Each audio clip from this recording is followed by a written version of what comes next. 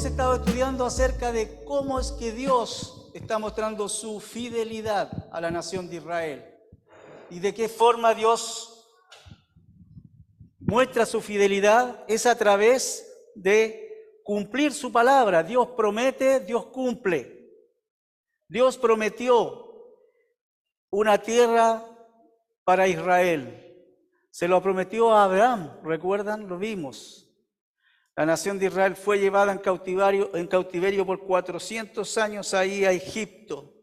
Dios la liberó de forma milagrosa. Dios la sacó desde allí y la llevó a la tierra que fluye leche y miel.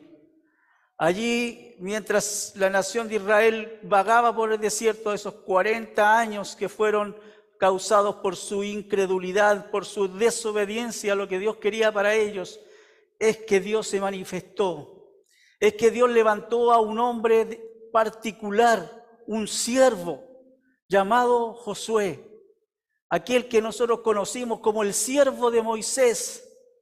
Y a él fue que Dios le dijo, tú serás el próximo líder de la nación. A él es que Dios le encargó un trabajo maravilloso. ¿Cuál era ese trabajo? Hacer pasar o entrar al pueblo a la tierra prometida. La semana pasada estudiamos cómo es que se dio ese maravilloso milagro, ¿recuerdan? Cómo es que ellos se enfrentaron al río, el río se detuvo como 20 kilómetros al norte y ellos pudieron cruzar en seco. Y por ese maravilloso milagro que ellos pudieron contemplar y que Dios hizo, ellos levantaron 2 monumentos. El objetivo de estos 2 monumentos era que ellos recordaran un memorial, que ellos recordaran cómo es que Dios actuó. Un monumento fue puesto, ¿dónde? En el centro del río, donde estaba parada el arca, donde estuvieron los sacerdotes con el arca. Ahí fue levantado un monumento. ¿Y el otro monumento dónde fue levantado? En Gilgal. Perfecto. A 2, casi 3 kilómetros de distancia del río. Allí es que Dios mandó a Josué a levantar un monumento, 12 piedras, cada una en representación de las 12 tribus de Israel, para que cuando sus hijos les pregunten qué significa este montón de piedras, qué significa este monumento, ellos puedan decir, vimos la fidelidad de Dios, vimos que Dios actuó de forma milagrosa. Y allí quedamos la semana pasada, ¿recuerdan? Hoy la historia continúa. Mientras toda la nación de Israel está ahí acampada en Gilgal esperando qué es lo que Dios va a manifestarle a ellos, qué es lo que Dios quiere hacer con ellos. Aquí es entonces donde se inicia una nueva etapa en la historia del pueblo de Dios. Ellos van a empezar en este instante a ocupar la tierra en forma paulatina y progresiva. Dios les encomienda poseer la tierra, ellos lo iban a hacer a través del combate militar, ¿sí? Pero antes de que se manifestara esto, o que empezara esto, es que Dios tenía que hacer algo con ellos. El primer paso de este proceso que ellos tenían que realizar, o que Dios iba a llevar adelante con ellos, era establecer actos, o Dios quería establecer actos fundamentales en la vida de ellos. Estos actos tienen un carácter espiritual que se van a llevar a cabo ahí en Gilgal. Antes de que ellos tomen la espada y empiecen a combatir por la tierra, Dios les dice, tenemos que hacer algo primero a nivel espiritual en sus vidas. Fíjense qué es lo que dice el primer versículo del capítulo 5. Dice, y aconteció que cuando todos los reyes de los amorreos que estaban al otro lado del Jordán, hacia el occidente, y todos los reyes de los cananeos que estaban junto al mar, oyeron cómo el Señor había secado las aguas del Jordán delante de los hijos de Israel hasta que ellos habían pasado, sus corazones se acobardaron y ya no había aliento en ellos a causa de los hijos de Israel. Los reyes de los amorreos, dice, al otro lado del Jordán, hacia el occidente. ¿Dónde está el occidente? A ver quién se ubica. los puntos cardinales. Si yo me pongo mirando hacia el norte, el occidente está a mi mano izquierda y el oriente a mi mano derecha. ¿Sí? El occidente está hablando de los reyes que están al otro lado del Jordán. Ellos ya los habían dejado atrás.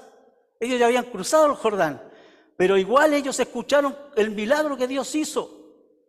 Y al oriente, los que están cerca del mar, y este mar es el mar Mediterráneo, ¿no es cierto? Hacia el oriente o el oeste, no, el este, perdón, hacia el este. Ellos también escucharon lo que estaba pasando. Ellos también escucharon lo que estaba pasando. Y dice la Escritura que ¿qué pasó con ellos? ¿Qué? ¿Qué dice la Escritura? Ellos se acobardaron. Se acobardaron y fíjense, y ya no había aliento en ellos a causa de los hijos de Israel. Pero ¿sabes qué interesante es esto? Es pensar que ellos vieron un gran ejército. Y sí, seguro que ellos tuvieron cierto temor. Pero pensando en la primer gran ciudad que ellos tienen al cruzar el río, que es ahí Jericó, ¿no es cierto? Ahí está Jericó. ¿Se alcanza, no es cierto? Ahí está. La primera gran ciudad. La próxima semana vamos a hablar un poquito más de esto, ¿sí? Pero Jericó es, según la arqueología, y tengo un dato muy cercano, muy fidedigno a eso, ¿sí? Y según la arqueología, porque mi hijo es arqueólogo, ¿sí? Según la arqueología, Jericó es una de las ciudades más antiguas del mundo moderno. ¿Sí? Una ciudad amurallada, con murallas gigantes. Entonces ellos estaban relativamente tranquilos en su ciudad. ¿Qué les iba a pasar? Tenían que derribar los muros. Pero aún así, ellos se acobardaron por lo que Dios hizo. Porque fue Dios quien secó el río. ¿Recuerdan? Lo estudiamos la semana pasada. Dios fue el que paró las aguas para que el pueblo cruzara en seco. Entonces, no solamente aquí había un gran ejército, sino que también había ¿qué? Un gran poder detrás de ese ejército. El poder de Dios. Y es por eso que dice la Escritura que estos hombres se acobardaron y ya no había aliento en sus corazones. Ellos se sintieron como que, no sé si se ha sentido alguna vez usted, ¿no es cierto? Como que, ¿y ahora qué hago? Estoy como ahogado, ¿no es cierto? El temor los llevó a ese punto, porque estaban ahí. 6, 7 kilómetros de distancia, nada. El gran ejército de Israel. Pero antes, fíjate, Dios hizo un trabajo en sus corazones, en los corazones de estos hombres paganos. La Escritura dice, y fue una promesa que Dios le hizo a Moisés, yo voy a enviar mi temor delante tuyo. El temor de Dios estaba. Ellos estaban temiendo a Dios con miedo, no con el temor que nos manda a nosotros tener la Escritura de Dios, sino que ellos estaban con miedo. Pero antes Dios también tenía que hacer un trabajo en la nación. Y como les dije, un trabajo a nivel espiritual. Tenían que estar espiritualmente preparados para enfrentar la batalla. Y para eso es que Dios les dice, tienen que regresar a la adoración. Regresar a la adoración. Hay muchas prácticas en cuanto a la adoración que durante estos 40 años, 38 años exactamente, estuvieron en el desierto, ellos dejaron de cumplir. Y Dios les dice, es tiempo de volver. Es tiempo de volver a reconstruir, de regresar. Y a lo primero que tienen que regresar ellos es a las ceremonias que ellos tenían que cumplir. El regresar a las ceremonias. Fíjate qué es lo que le dice Dios en el versículo 2 a Josué. En aquel tiempo el Señor dijo a Josué, hazte cuchillos de pedernal y vuelve a circuncidar por segunda vez a los hijos de Israel. Y Josué se hizo cuchillo de pedernal y circuncidó a los hijos de Israel en el collado de Aralot. ¿Cuál es la primera ceremonia o el primer rito al cual ellos debían regresar? Era la circuncisión. la circuncisión. La circuncisión era el pacto, una señal del pacto que Dios había establecido con la nación de Israel. Era un distintivo, un signo externo que ellos tenían, que todos los hombres de la nación tenían. Ahora, hermanos, la circuncisión no es un rito, un acto o una marca exclusiva de los judíos. Se sabe que la mayoría de los pueblos del Medio Oriente practicaban la circuncisión. ¿Sí? ¿Qué es lo que hacía esto especial? Es que era parte del pacto que Dios había hecho con Abraham. Fíjense, si ustedes van ahí a Génesis capítulo 17, Génesis capítulo 17 y el versículo 10, dice así la Escritura: hablando Dios, este es mi pacto que guardaréis entre yo y vosotros y tu descendencia después de ti. Todo varón de entre vosotros será circuncidado. Seréis circuncidados en la carne de vuestro prepucio, y será la señal de mi pacto con vosotros. A la edad de 8 días será circuncidado entre vosotros todo varón por vuestras generaciones. Todo varón por vuestras generaciones. A los 8 días debía ser circuncidado. Y Dios, hablando con Abraham, en este caso, ¿no es cierto?, ahí en Génesis 17, le está diciendo que esto es una señal del pacto que Dios quería hacer con ellos. Este rito debía estar totalmente integrado a la nación de Israel, porque era la señal de esta comunión, de esta dependencia y de esta absoluto sometimiento al pacto que Dios había hecho con Abraham. Y la circuncisión era la señal de este pacto. Este es un pacto que se establecía y que establecía relación. No era simplemente una marca en la carne, era una marca en el corazón. Era una marca en el corazón. Dios estaba haciendo un pacto con Abraham, y este pacto quedaba simbolizado a través de este rito. La circuncisión era una señal externa de algo interno. Que años más adelante, Pablo habla acerca de esto. Pablo habla acerca de esto a las iglesias y les dice, no es importante la circuncisión hecha en carne, sino que necesitamos circuncidar, ¿qué? Nuestros corazones, para mostrar que somos judíos espiritualmente, no. Para mostrar que yo dependo de Dios, que yo estoy relacionado con Dios y que esa relación me hace parte de su fidelidad. Dios hizo un pacto con nosotros. Dios estableció un pacto con cada uno de nosotros allí en el monte del Calvario. ¿Recuerdan? El Señor Jesucristo lo dijo la noche antes de morir. Esta sangre es el nuevo pacto que yo hago con vosotros. Sí, nosotros debemos tener una marca.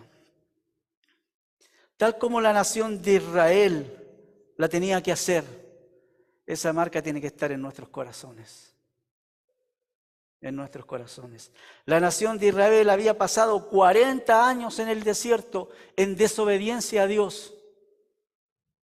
No se habían circuncidado. No habían practicado las circuncisiones. Pues por eso que cuando Dios da este mandato a Josué, le dice, circuncida por segunda vez. ¿Cuándo los había circuncidado la primera vez? En Egipto. En Egipto. Antes de salir, antes que celebraran la primera Pascua, porque después vamos a ver que uno de los requisitos principales para participar de la Pascua era estar circuncidado. Y antes que participaran de la primera Pascua, Moisés mandó a circuncidar a todos los hombres. Y después que salieron al desierto, esa generación que estuvo vagando durante 40 años en el desierto, no lo hicieron. Y esto trajo una consecuencia. Fíjate que dice el versículo 4. Esta es la razón por la cual Josué circuncidó a todos los del pueblo que salieron de Egipto, que eran varones. Todos los hombres de guerra murieron en el desierto por el camino después que salieron de Egipto. Porque todos los del pueblo que salieron fueron circuncidados, pero todos los del pueblo que nacieron en el desierto por el camino después de salir de Egipto no habían sido circuncidados.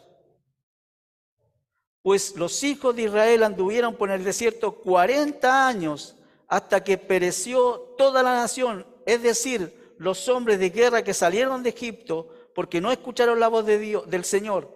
Y a ellos el Señor juró que no les permitiría ver la tierra del Señor, que el Señor había jurado a los padres que no daría una tierra que emana leche y miel.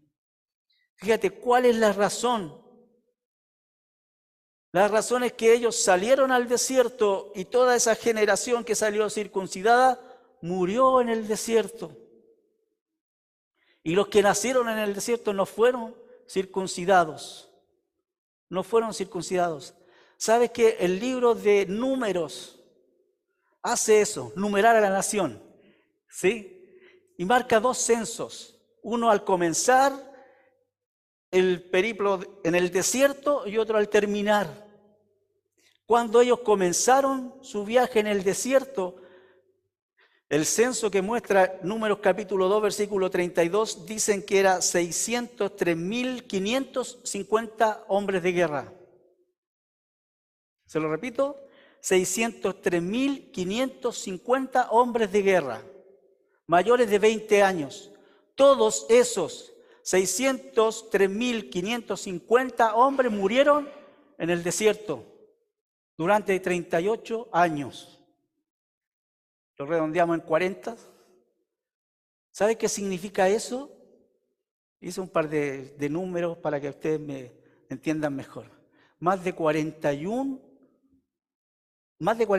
personas por día. Más de 41 personas por día muriendo en el desierto. Eso quiere decir que cada media hora moría una persona. No fue así durante el desierto, porque muchos murieron en batalla, ¿sí? Muchos que murieron por el juicio de Dios cuando se rebelaron contra Dios. Recuerda, Pablo dice que tentaron a Dios hasta 10 veces. Y en medio de esas tentaciones y en medio de esas rebeliones contra Dios, Dios mandó su juicio y murieron muchos. Pero simplemente para que nos hagamos una idea, ¿sí? Para que nos hagamos una idea de cuántas personas murieron en el desierto. Lo increíble de todo esto es que ellos sabían qué estaba pasando. Pero aún así, no hicieron caso a Dios. Dios les había prometido una tierra. Ellos se rebelaron en contra de lo que Dios les estaba dando. Cuando los espías volvieron, ¿recuerdan? Y 2 de ellos dijeron, vamos, poseámoslo, Dios lo prometió, Dios nos la va a dar la tierra. Los otros 10 que dijeron, no, estamos muertos, quedémonos aquí mejor. Y por esos 10 el pueblo pecó. Y por esos 10 es que 603.550 hombres murieron en el desierto. Porque no quisieron obedecer a Dios. Porque vieron lo que les hacía ver sus ojos y no pudieron ver lo que Dios estaba prometiendo. Esos hombres murieron sin ver siquiera la tierra prometida. Excepto uno de ellos, o sea, 3 de ellos podríamos decir. Moisés fue llevado por Dios hasta el monte Nebo y le mostró la tierra. No pudo entrar, pero la pudo ver. Y otros 2 hombres, sí, pudieron verla, entrarla, y uno de ellos es Josué. Pero fíjate qué terrible es esto. Es saber qué es lo que tienes que hacer. pero no hacerlo. Y eso es lo que Dios está diciendo a la nación. Ya, es tiempo de despertar. Vamos a hacer grandes cosas, vamos a pelear grandes batallas, pero tienes que estar bien espiritualmente. Queridos, les dije que no íbamos a detener mucho los simbolismos en el libro, ¿no es cierto? Pero este simbolismo sale solito, ¿no es cierto? Sale solo en nuestras vidas. Porque nosotros estamos enfrentando batallas diariamente. Estamos enfrentando batallas cada día en nuestras vidas. ¿Pero estás preparado espiritualmente para enfrentar esas batallas? ¿Sabes lo que tienes que hacer? ¿Lo estás haciendo? ¿Lo estás haciendo?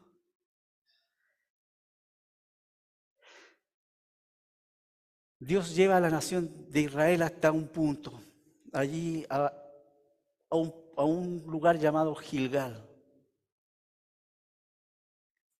Ese lugar es significativo para la nación de Israel. Es ahí donde Dios quiere establecer una nueva comunión con Israel.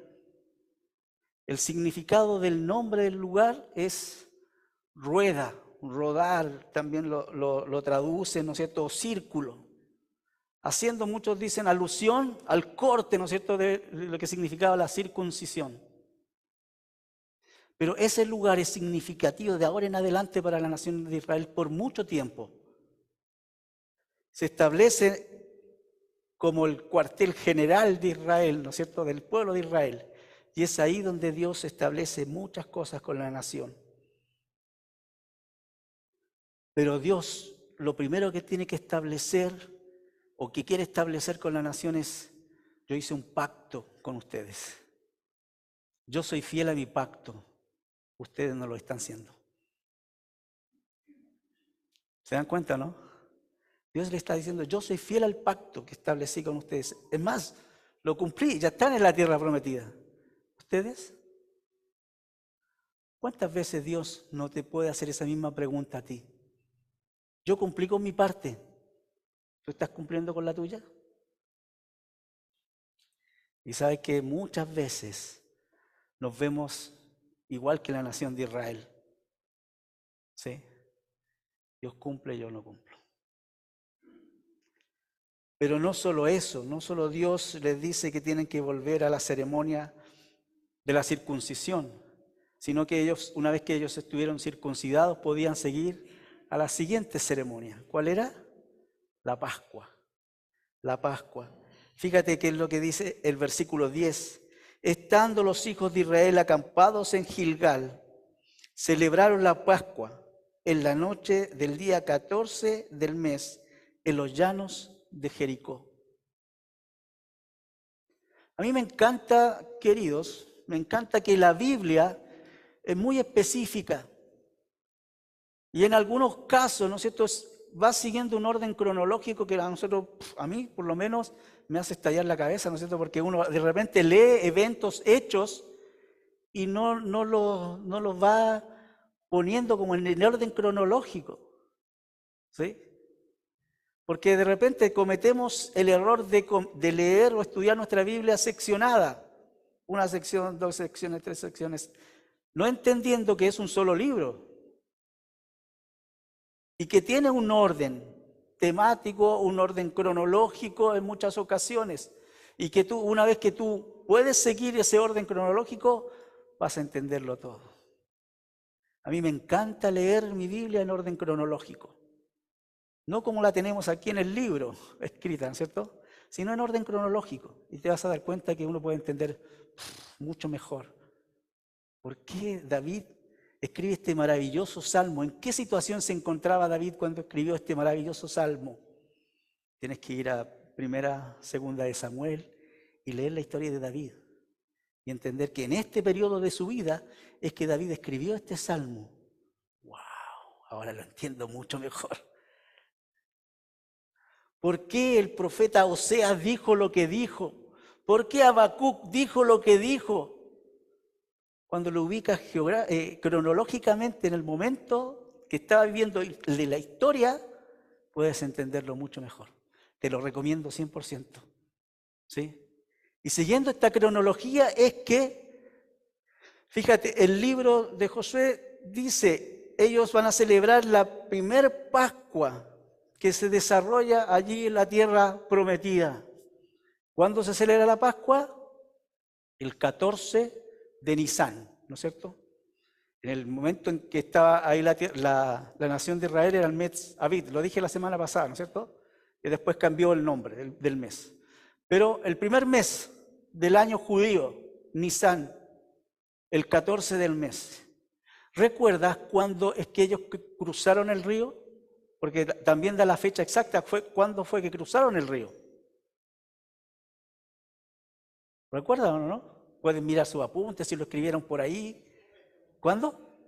El 10 de Nisán. 4 días pasaron nomás desde que cruzaron el río. En esos 4 días fueron circuncidados. Ahora, paréntesis, y algo que no dije, es que la circuncisión también requería un acto de fe para la nación. ¿Sí? Porque al circuncidar los hombres, el ejército iba a estar inhabilitado. Están en campo enemigo.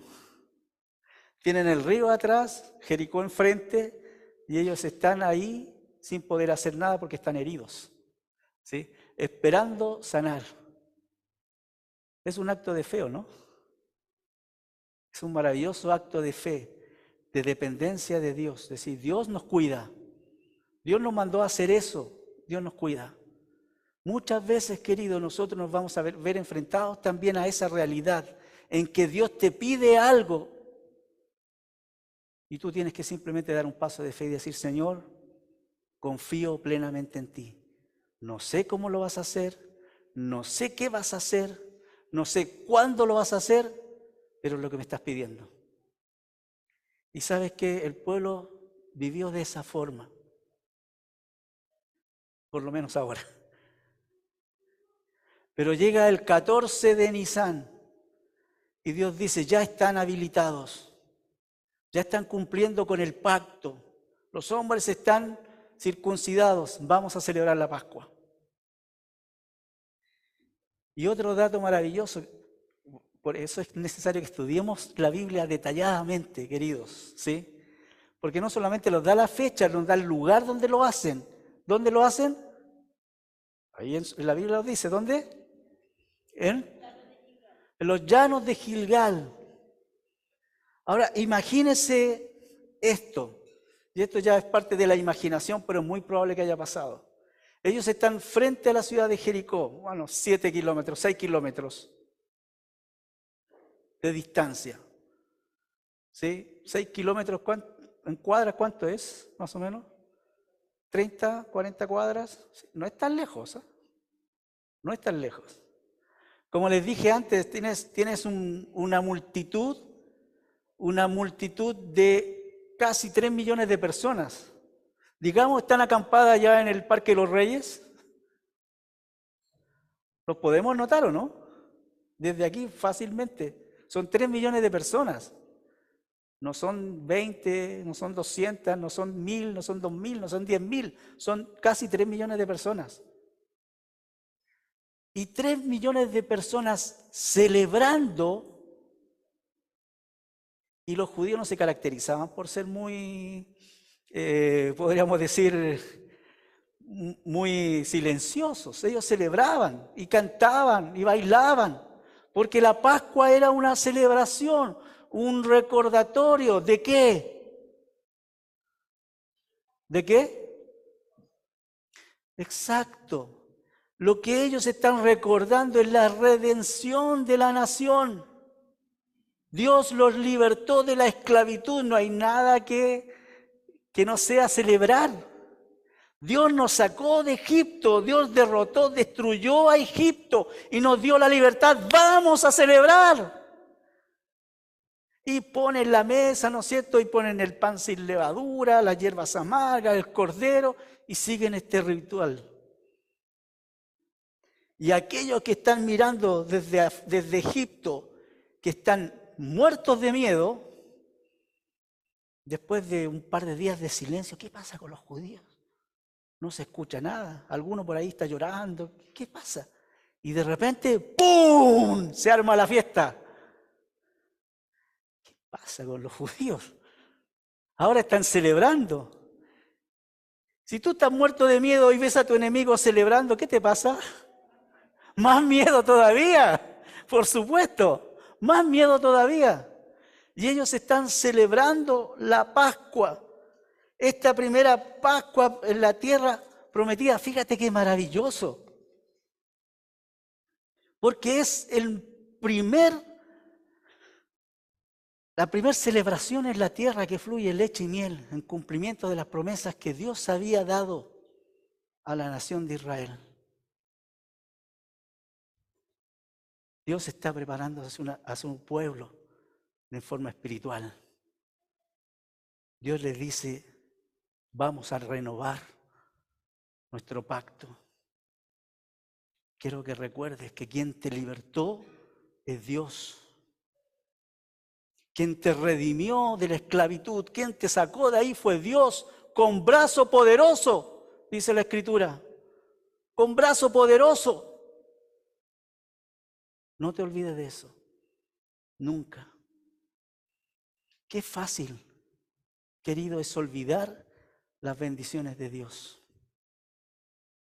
La semana pasada en la enseñanza bíblica familiar estábamos con los varones y estábamos haciendo la cartilla, ¿no es cierto? Y una pregunta de la cartilla era, cuéntanos un hito, ¿sí? Algo así era la pregunta, en tu vida. Y ¿sabes qué? Yo estaba en mi grupo, no voy a decir quién es, pero si después te me preguntan en privado, yo le puedo decir que no estaba en grupo, ¿sí? Y la mayoría de las cosas que se compartió eran cosas negativas, pruebas, no negativas, pruebas que habían pasado, que fue un hito en mi vida. Este día el Señor me hizo pasar por esta prueba y mi vida cambió, maravilloso, ¿no es cierto? Las pruebas tienen ese propósito tienen las pruebas. Pero ¿sabes qué? Muy poco compartí una bendición. Y eso pasa en nuestra vida normalmente.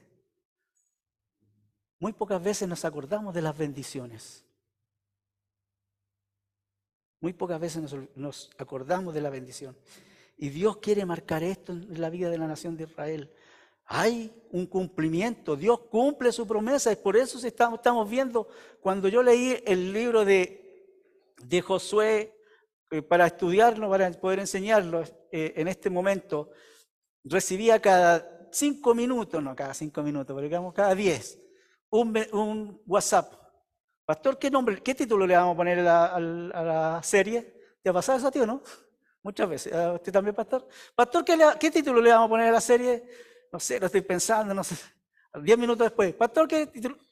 Insistente el muchacho. No le voy a decir el nombre, pero es venezolano y está a cargo del sonido. Nada más. ¿Ya? Estaba pensando qué título ponerle. Y me daba vuelta por la cabeza, ¿no es cierto? La fidelidad de Dios. La fidelidad de Dios. Dios cumple sus promesas. Dios cumple sus promesas. Y dije, sí, eso es. El libro de Josué es el retrato de la fidelidad de Dios. Porque cada página que tú pasas en el libro, puedes ver eso. Dios cumple sus promesas. Tal como lo dijo cientos de años antes a un hombre llamado Abraham. Primero Abraham, después Abraham. Dios le hizo la misma promesa a él, a sus hijos, a los hijos de sus hijos. Y en este momento, Dios la está cumpliendo.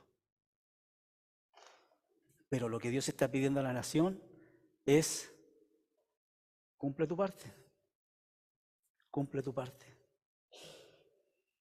Dios les dice, es necesario regresar a las ceremonias, pero también a través de un acto maravilloso, Dios les dice, es necesario regresar a la comunión. La comunicación con Dios es tan importante como seguir los ritos. Y vamos ahí al versículo 13. Una vez que ellos fueron circuncidados, celebraron la Pascua, dice que sucedió Cuando Josué estaba cerca de Jericó, levantó los ojos y miró, y he aquí un varón que estaba frente a él con una espada desenvainada en la mano.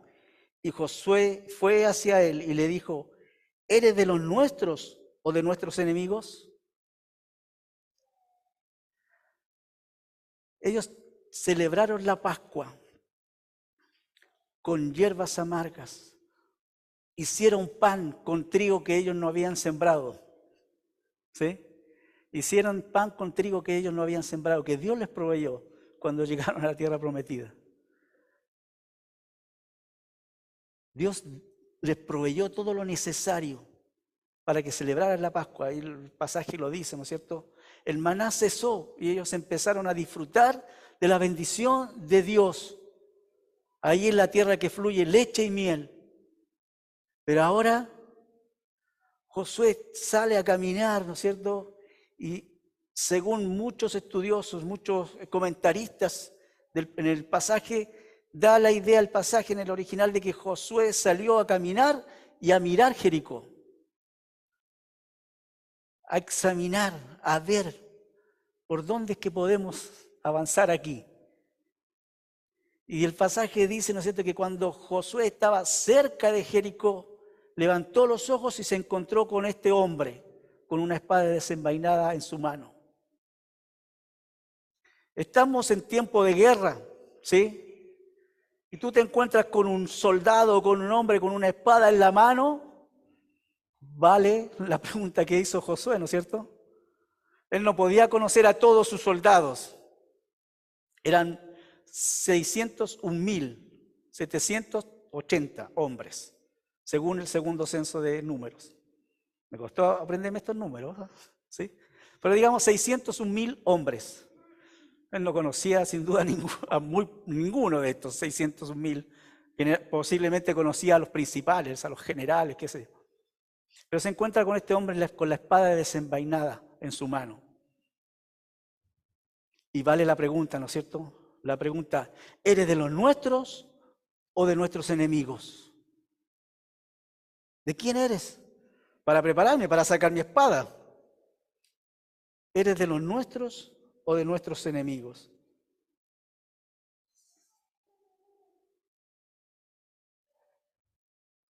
Es interesante, ¿no es cierto? Porque Josué, un hombre que ya había visto la bendición de Dios, Dios lo había llevado hasta Sitín, lo había hecho cruzar el río Jordán, había podido compartir las bendiciones o ver las bendiciones de Dios en su vida. Ahora se encuentra con este hombre, con esta espada en la mano. Y le dice, ¿de quién eres? ¿De los nuestros o del enemigo? Es extraña la pregunta, ¿no es cierto? Pero también los comentaristas hablan acerca de que la confianza que había en el corazón de Josué, después de ver las grandes bendiciones que Dios le había dado a la nación, le da para hacer esta pregunta tan tranquila como ¿de quién eres? Así me preparo y peleamos. Y fíjate la respuesta de este hombre, no. Y ese no es un no categórico, que no deja lugar a dudas. Y le dice, no, más bien yo vengo ahora como capitán del ejército del Señor. Yo no soy cualquier soldado. Soy un soldado que no es de este mundo. Eso significa el capitán del ejército del Señor. Es el ejército del Señor, no es del ejército de Israel. Vengo directamente del Señor, de Dios. Y es por eso que Josué dice, se postró en tierra. Ahora, inmediatamente, ¿no es cierto?, como buen estudiante de la Biblia, uno tiene que hacerse una pregunta. ¿Y cuál es la pregunta? La misma que yo creo que se tiene que haber hecho Josué. ¿Quién es este hombre? La misma que hace Josué, ¿no es cierto? ¿Quién eres? Y yo creo que como buenos estudiantes de la Biblia también tenemos que hacernos esta pregunta. ¿Quién es este capitán del ejército del Señor? Si usted quiere saber la respuesta, el miércoles empezamos la clase de Cristología. Así que los invitamos, la Academia Bíblica en Forma, 19:30 horas. Habla con el profe. ¿Ya? No, pero le vamos a dar una adelante. ¿Quién era este hombre? Y recuerden que les dije, este hombre no es de este mundo, porque es el capitán del ejército del Señor. Ahora, ¿qué es lo que nos hace pensar que es un hombre divino? Es la actitud de Josué. ¿Te das cuenta que dice el pasaje que Josué se postró en tierra y le hizo reverencia? Este capitán del ejército del Señor es un hombre divino. ¿Por qué? Porque Josué le hace reverencia, lo adora, es la palabra que aparece ahí en el original, lo adora. ¿Quién es el único que merece adoración? Fíjense, si ustedes van a Apocalipsis capítulo 19, Apocalipsis capítulo 19 y el versículo 9, Juan se vio enfrentado a una situación similar, ¿sí? Juan se vio enfrentado a una situación similar y dice el pasaje así: y el ángel me dijo, escribe, bienaventurados los que están invitados a la cena de la boda del Cordero. Y me dijo, estas palabras son verdaderas de Dios. Entonces, versículo 10, caí a sus pies para adorarle. Y me dijo, no hagas eso. Yo soy consiervo tuyo y de tus hermanos que poseen el testimonio de Jesús. Adora a Dios. Pues el testimonio de Jesús es el espíritu de la profecía. Fíjate, cuando Juan se vio ante esta visión del ángel, que dice la Escritura que él quiso caer a sus pies y adorarle, y el ángel le dijo, no, levántate, yo soy un consiervo igual que tú, somos consiervos, los dos servimos a Dios. ¿A quién tienes que adorar? A Dios. Volviendo a Josué, ¿cuál es la actitud del capitán del ejército del Señor? Cuando Josué cae a tierra y le hace una reverencia o lo adora, ¿cuál es lo dejó que lo hiciera, aceptó la adoración? ¿Por qué? ¿Por qué? Porque es una manifestación de la divinidad, es una manifestación de Dios. Es el único que merece la adoración. Es el único que merece la adoración. Entonces inmediatamente inferimos que lo que está viendo Josué ahí, en ese momento, es lo que nosotros estudiamos como una teofanía o una cristofanía. Y es una manifestación de la segunda persona de la Trinidad, Dios hecho hombre, nuestro Emmanuel. La manifestación del Hijo de Dios hecho carne. Es por eso que él aceptó la adoración. Porque era Dios. Era Dios. ¿Quién era este capitán del ejército del Señor entonces? Dios. Dios. Qué maravilloso, porque esto marca un cambio impresionante, muy interesante. Dios habló con Moisés. ¿De qué forma lo hizo? En la zarza, ¿cierto? A través de luces, a través de un rayo, a través de un temblor, a través del rugir de la montaña. Eso tú lo puedes ver en Éxodo, cómo Dios hablaba con Moisés y se manifestaba a través de su gloria, lo que se estudia, ¿no es cierto?, en la teología como la Shekinah, la gloria de Dios manifestada, y ahí es el que podía escuchar la voz de Dios. Pero en este caso, Josué, ¿qué vio? A Dios hecho hombre. A Dios hecho hombre. Con el mismo objetivo. Muchos años antes, Moisés había escuchado estas mismas palabras que escucha Josué hoy, cuando el capitán del ejército del Señor le dice: quítate las sandalias de tus pies, porque el lugar donde estás es santo. Las mismas palabras que Dios le dijo a Moisés ahí en la zarza, en Éxodo capítulo 3 y el versículo 5. Esto tiene que haber marcado a Josué de una forma, no sé, a mí me gusta, mi señora me dice que de repente que me paso muchas películas, ¿no es cierto? Pero me gusta imaginarme. Porque cuando Josué escuchó estas palabras, yo creo que hizo así como de asombro, ¿no es cierto? ¿Por qué? Porque él sabía perfectamente, y esto es parte de mi imaginación, pero es muy probable que muchas veces Moisés tiene que haberle dicho a Josué, tiene que haberle contado la historia. Mira, yo ya estaba cuidando las ovejas y de repente me encontré con esta zarza ardiente y Dios habló conmigo y me dijo: quítate las sandalias de los pies porque el lugar donde estás santo, es santo. Y ahora él está escuchando las mismas palabras de parte de este hombre.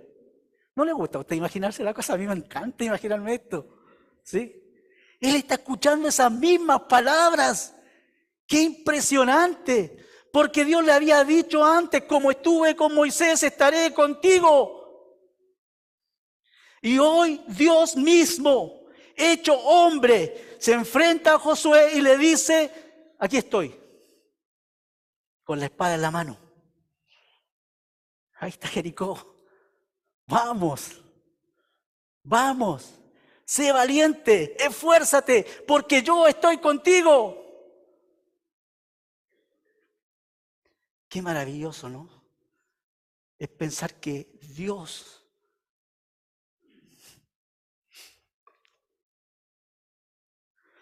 baja hasta nosotros y es capaz de hablar contigo. ¿No te pasa algo en el corazón al pensar en eso? Dios habla conmigo, como lo hizo con Josué. Soy capaz de escuchar la voz de Dios como la escuchó Moisés. ¡Aleluya! Gloria a Dios por eso. Porque Dios viene día a día. Cada vez que yo abro este libro y me dice: he aquí, yo estoy contigo. Hasta el fin del mundo, dijo el Señor Jesucristo. No te dejaré. No te abandonaré. A pesar de que yo soy infiel. A pesar de que yo soy infiel. A pesar de que yo estoy fallando constantemente a Dios. A pesar de que a veces soy un cobarde, Dios está conmigo. Qué maravilloso, ¿no? Es pensar que Dios llevó a la nación de Israel hasta Gilgal. Y ahí en Gilgal le dijo: vamos, preparémonos, porque tenemos una batalla que luchar. ¿Sabes qué? Dios todas las mañanas te está esperando en Gilgal. Todas las mañanas te está esperando en Gilgal para decirte: vamos, preparémonos, porque hoy tienes una batalla que pelear. Mi Gilgal está ahí en mi oficina. Todas las mañanas, mi Biblia, mi cafetera. Yo y el Señor. No, perdón, el Señor y yo. Ahí está mi Gilgal. ¿Tienes un Gilgal en tu vida? ¿Tienes un lugar donde puedas escuchar la voz de Dios y comunicarte con Dios? Porque no es solo venir a la iglesia. ¿Te das cuenta que Dios no termina con el pueblo diciéndole: ya cumpliste con el rito, fuiste circuncidado, cumpliste, celebraste la Pascua? No. Viene un paso más, el de la comunión, el de estar cara a cara con Dios, el de la intimidad con el Señor. Y eso es lo que Dios quiere, queridos. Cuando Dios logra eso, nos dice ya, vamos a pelear.